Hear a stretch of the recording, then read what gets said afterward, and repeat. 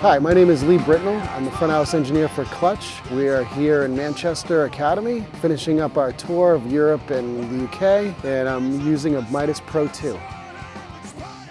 I've been working for Clutch, mixing them in front house for 16 years. I started in November of 2000. When I first started, it would be console of the day, you could say.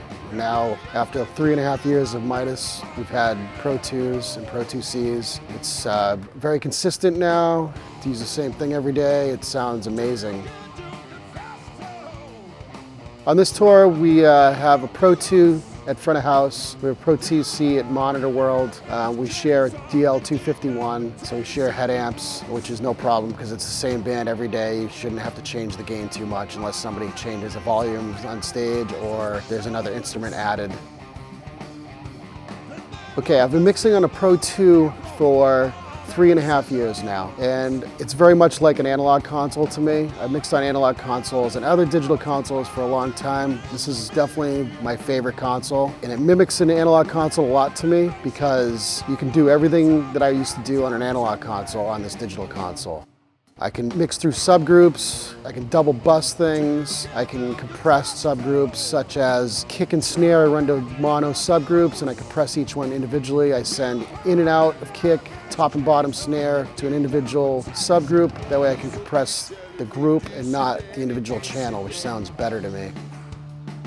I also compress the guitar group by itself. Instead of compressing the guitar, it sounds better to compress the group than to compress the actual instrument, because then you're compressing the output and not the input, which is definitely what I used to do on an analog console.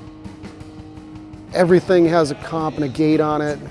You can change phase on anything. You can run the preamps right into the red and it doesn't hurt it. You don't hear it. You can run an output into the red and you don't hear it. It's very forgiving, and actually it sounds better when you do that to me. The Pro 2 is all that you really need. I've seen Pro X's, I've used Pro 6's, I've used Pro 9's, and it's just more buttons and knobs, and if it makes you more comfortable, you have more stuff in front of you to use, fine. But otherwise, this is sonically the same. It's actually easier to use, especially if you have one band. So if you had an install, you may want to have a Pro X because you have guest engineers coming in who might not have a file. It might be quicker for them to get around the desk because you have individual channel strips with a lot more things to touch and grab. Otherwise, if you're mixing the same band every day, it's not necessary. Okay, I'm using all TC reverbs and the 2 delays for my show. The first one I'm using the TC reverb. I'm using a plate reverb for my snare. And then I'm using a hall reverb, toms, and I'm using a plate reverb for my vocal, which I like. It works really well for Neil.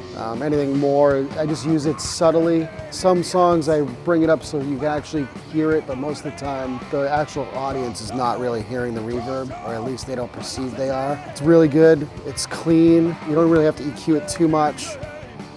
I use both delays in the console. I use the mono delay on Neil's vocal as well as the stereo delay. The mono delay is, you can dirty it up a lot. It sounds crunchy if you want it to. You can mess with it a lot, and it works well with certain songs. And then the stereo delay, it's really clean to me, which is also good in certain songs when it's like not a really rockin' crazy hard song. You can use the mono delay in something that's somewhat clean and it's not dirty. My name is Brintnall. Thank you for joining us.